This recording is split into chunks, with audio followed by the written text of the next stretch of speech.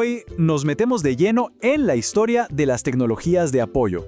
Y ojo, que no es solo una historia de aparatos y software, es la historia de una evolución en cómo la sociedad misma ve, entiende y practica la inclusión.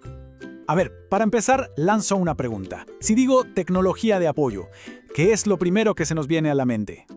Seguramente, lo primero que pensamos es en una silla de ruedas, ¿no? Pero la realidad es infinitamente más amplia. Es hora de abrir un poco esa perspectiva. En el fondo, cualquier herramienta que nos ayuda a compensar una deficiencia o a derribar una barrera es tecnología de apoyo. Pensemos en ellas como puentes que nos conectan a la participación. Y la historia de cómo hemos construido y financiado estos puentes, bueno, esa historia cuenta nuestra propia evolución como sociedad. Y es que para entender cómo ha evolucionado la tecnología, primero tenemos que entender algo mucho más profundo: cómo ha cambiado el concepto mismo de discapacidad. Porque no siempre lo hemos visto de la misma manera. Ha habido un cambio de perspectiva fundamental. Y aquí está el corazón de ese cambio. Fíjense, en los 80, el modelo médico ponía el foco en la deficiencia de la persona, como si el problema fuera del individuo. Pero miren el salto que se da para 2001. El foco cambia, radicalmente. Ya no hablamos de la persona, sino de las barreras del entorno. La idea es revolucionaria. La discapacidad no está en el individuo, sino en una sociedad que no está diseñada para todos. Bueno, esta idea del modelo social suena genial, ¿verdad? Pero ¿cómo se llevó esto a la práctica? ¿Cómo se tradujo este cambio de mentalidad en acciones concretas? Vamos a verlo a través de una perspectiva histórica, siguiendo los hitos clave en España. Esta línea de tiempo es como una foto perfecta de ese viaje, un viaje lento pero seguro. Fíjense que partimos de un decreto en 1970 que usaba la palabra minusválidos, un término que hoy nos suena totalmente obsoleto.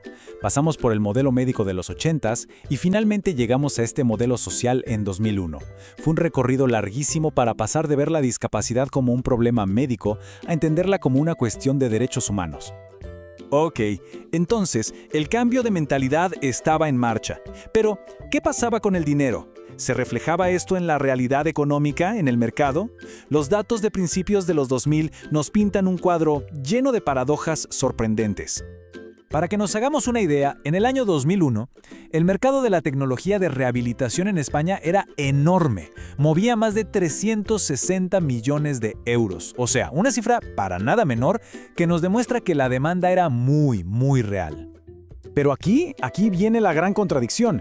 A pesar de que hablamos de un tema de salud, casi el 70% de todo ese gasto salía directamente del bolsillo de los usuarios y sus familias. El sistema público solo cubría un 31%. La carga económica al final recaía sobre el individuo. Claro, esto nos lleva a la pregunta del millón. Si el sistema público solo cubría una pequeña parte, ¿qué productos y qué herramientas estaban quedando fuera? Pues resulta que los catálogos oficiales dejaban fuera 3 áreas que eran críticas. Primero, las ayudas para los sentidos, como la vista o el oído. Segundo, las prótesis y órtesis más modernas, las más avanzadas tecnológicamente. Y quizá lo más importante, se excluía la mayoría de las ayudas para la vida diaria. Esas pequeñas herramientas que marcan la diferencia entre ser independiente o no en tu propia casa. Bien, ahora dejemos los números y las políticas por un momento. ¿Qué significaba todo esto para la persona que necesitaba estas tecnologías? Vamos a ponernos en sus zapatos.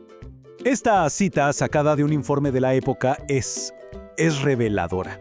Describe una situación de total dependencia. Imaginen por un momento tener que tomar una de las decisiones más importantes para su autonomía, pero sin información imparcial, dependiendo completamente del consejo de la persona que se las está vendiendo. El camino para conseguir una ayuda era una verdadera carrera de obstáculos. Los médicos a menudo no conocían las opciones que estaban fuera del catálogo oficial. Era imposible probar los productos antes de hacer una compra que, además, era carísima. Y al final, la decisión no se basaba en la mejor solución, sino en lo que se podía pagar. La necesidad quedaba en segundo plano. Decidía la billetera. Pero bueno, no todo es un diagnóstico de los problemas.